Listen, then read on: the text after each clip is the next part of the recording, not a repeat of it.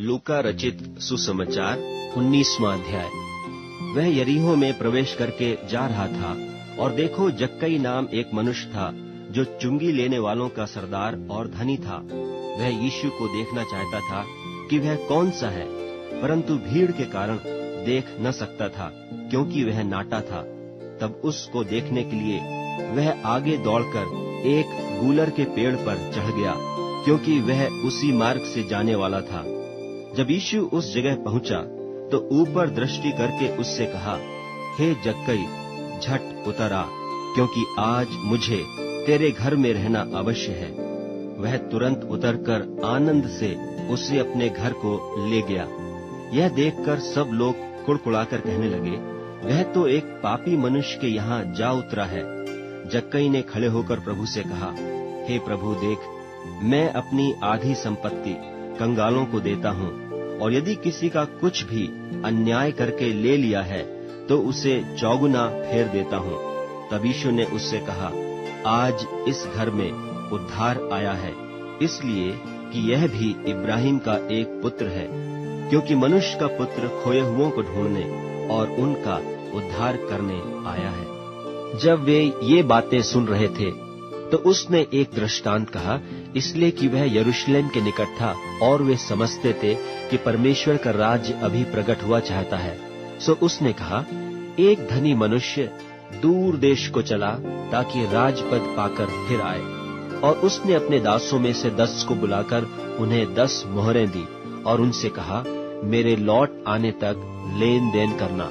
परंतु उसके नगर के रहने वाले उससे बैर रखते थे और उसके पीछे दूतों के द्वारा कहला भेजा कि हम नहीं चाहते कि यह हम पर राज्य करे। जब वह राजपद पाकर लौट आया तो ऐसा हुआ कि उसने अपने दासों को, जिन्हें रोकड़ दी थी, अपने पास बुलवाया ताकि मालूम करे कि उन्होंने लेन देन से क्या क्या कमाया। तब पहले ने आकर कहा, हे स्वामी, तेरे मुहर से 10 और मोहरें कमाई हैं। उसने उससे कहा, धन्य हे उत्तम दास, तुझे धन्य है, तू बहुत ही थोड़े में विश्वासी निकला, अब 10 नगरों पर अधिकार रख। दूसरे ने आकर कहा, हे स्वामी, तेरी मुहर से 5 और मोहरें कमाई हैं। उसने उससे भी कहा कि तू भी 5 नगरों पर हाकिम हो जा।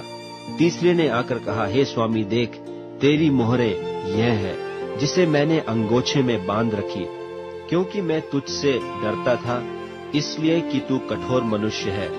जो तूने नहीं रखा उसे उठा लेता है, और जो तूने नहीं बोया उसे काटता है।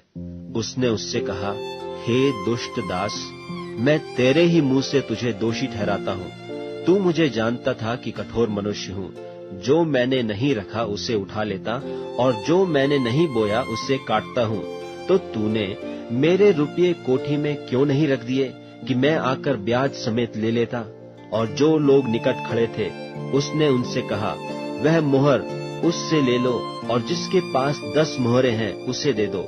उन्होंने उससे कहा, हे स्वामी, उसके पास 10 मोहरें तो हैं।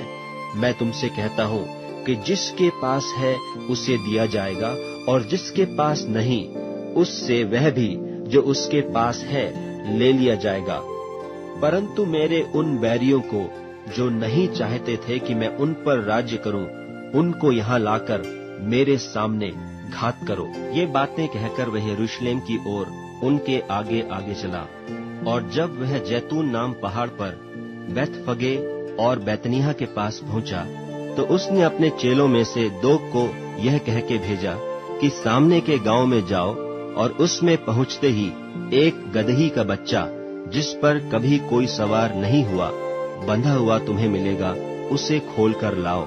और यदि कोई तुमसे पूछे कि क्यों खोलते हो, तो यह कह देना कि प्रभु को इसका प्रयोजन है। जो भेजे गए थे, उन्होंने जाकर जैसा उसने उनसे कहा था वैसा ही पाया। जब वे गधे के बच्चे को खोल रहे थे, तो उसके मालिकों ने उनसे पूछा, इस बच्चे को क्यों खोलते हो? उन्होंने कहा, प्रभु को इसका प्रयोजन है। वे उसको यीशु के पास ले आए और अपने कपड़े उस बच्चे पर डालकर यीशु को उस पर सवार किया।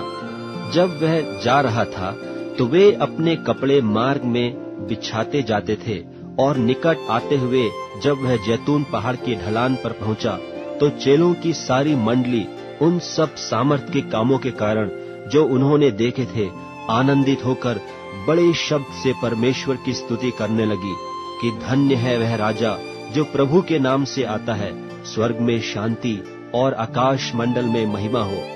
तब भीड़ में से कितने फरीसी उससे कहने लगे, हे गुरु, अपने चेलों को डांट। उसने उत्तर दिया कि तुमसे कहता हूँ, यदि ये चुप रहें तो पत्थर चिल्ला उठेंगे।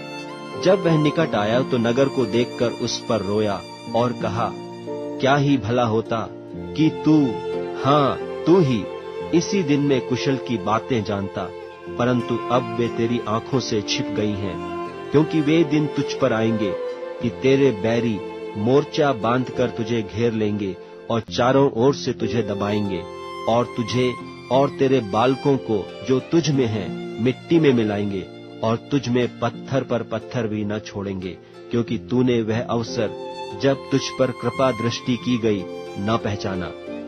तब वह मंदिर में जाकर बेचने वालों को बाहर निकालने लगा और उनसे कहा, लिखा है कि मेरा घर प्रार्थना का घर होगा, परंतु तुमने उसे डाकुओं की खोह बना दिया है।